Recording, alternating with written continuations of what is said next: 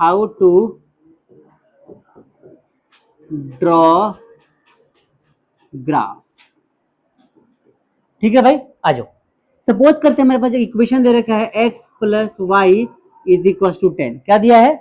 x plus y is equal to 10। हमने assume किया है कि हमारे पास एक इक्वेशन है x plus y is equal to 10 और हमें क्या करना है, इस इक्वेशन से एक ग्राफ ड्रॉ करना है। तो सबसे पहले क्या करेंगे, सबसे पहले हम करेंगे let x is equal to, मान लेते हैं 2 ले लिया, इस इक्वेशन में पुट करेंगे तो x plus y is equal to 10 था, मैंने यहाँ पे 2 पुट कर दिया, प्लस में y इज इक्वल टू 10, तो y की वैल्यू क्या हो जाएगी, 8 हो जाएगी। बात समझ में आई सबको कि नहीं? ठीक है, एक और देख लेते हैं यहाँ पे। इस बार लेट करेंगे क्या, x इज इक्वल टू 4 मान लेते हैं, 4।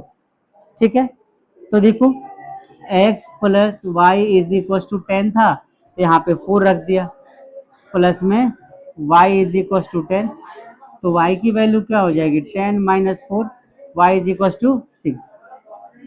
ठीक है भाई, बात समझ में आ गई।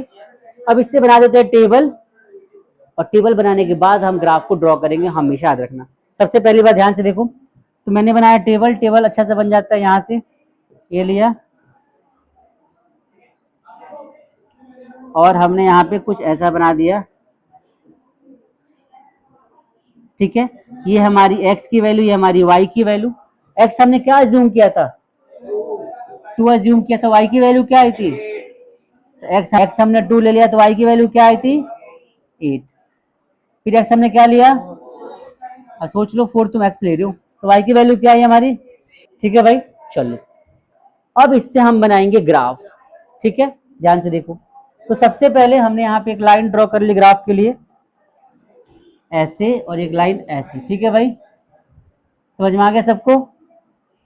ये मान लो हमारे पास पॉइंट्स है, तो हमने 2 ले लिया, 4 ले लिया, 6 ले लिया, 8, 10 और 12। यहाँ पर भी 2, 4, 6, 8, 10 और 12। समझ में आया सभी को इतना? ये तो सबको आता होगा, नंबर लाइन पे नंबर्स को रिप्रेजेंट करना, और उसके बाद इस टेबल की हेल्प से ग्राफ को बनाना। कैसे बनाएंगे, ध्यान से देखो। सबसे पहले x की वैल्यू क्या लेना है, x की वैल्यू क्या लेनी है हमें। अब बताओ x कौन सी लाइन है, ये x होता है ना भाई, ये क्या होता है, तो x में 2 पे आ जाओ, यहाँ पे आ गए। उस समय y की वैल्यू क्या होनी चाहिए, तो जब x में 2 है तो y की वैल्यू क्या होनी चाहिए, 8। तो कुछ यहाँ से ऐसी लाइन जाएगी, अगर तुम ध्यान से देखो तो कुछ ऐसी लाइन जाएगी यहाँ से। बात समझ में आ रही है, कहाँ तक जाएगी, 8 तक। तो ये कुछ हमारा ऐसा बन जाएगा। बात समझ में आई क्या? तो ये वाला जो पॉइंट है, इसको हम नाम दे देंगे A, और इसका कोऑर्डिनेट क्या बनेगा, 2 और, तो हमने 2,8 दे दिया। सबको समझ में आ गया? सबको क्लियर है? चलो अब बात करते हैं सेकंड वाले, इसको, इस पॉइंट को नाम दिया A, इसको नाम दे दिया B। अब B पॉइंट 4 और 6 होगा, तो 4 हमारा कहाँ पर है, यहाँ पर, और 6 कहाँ पर होगा, यहाँ पर। तो यहीं से 2 लाइन ड्रॉ कर देते हैं, एक ऐसे और एक ऐसे। ये बन गया ना हमारा, ये पॉइंट बन गया, तो इसको नाम दिया B। पॉइंट क्या हो जाएगा, 4,6। अब ध्यान से देखो, हमारे पास जो ये वाली इक्वेशन थी, इक्वेशन 1 बोला मैंने इसको, तो इस इक्वेशन से हमने एक लाइन ड्रॉ कर सकते हैं। कैसे, तो हम लाइन ड्रॉ करेंगे ऐसे।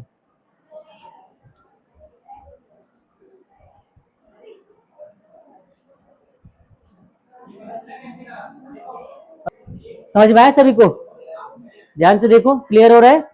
ये जो लाइन हमारी है, ये लाइन इस इक्वेशन ने बनाई है। मतलब हर इक्वेशन की अपनी एक पर्टिकुलर लाइन होती है। सिंगल इक्वेशन थी तो सिंगल लाइन बनी यहाँ पे।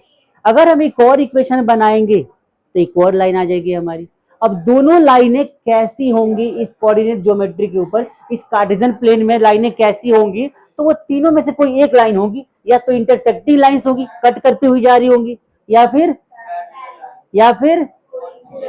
बात समझ में आई? तो ये तीन में से कोई एक केस पॉसिबल होता है। कौन सा केस कहां पे आएगा आगे डिस्कस करेंगे फॉर्मूले की हेल्प से। तो पहले क्या समझ में, अब देखो, अब यहाँ पे क्या करते हैं, x प्लस, देखो ये जो इक्वेशन है, इस इक्वेशन पे हम क्या करेंगे, x plus y is equal to 10 को लिख देंगे कि जिस इक्वेशन की जो लाइन, उस इक्वेशन पे उस लाइन को मेंशन कर दो। बात समझ में आ गई?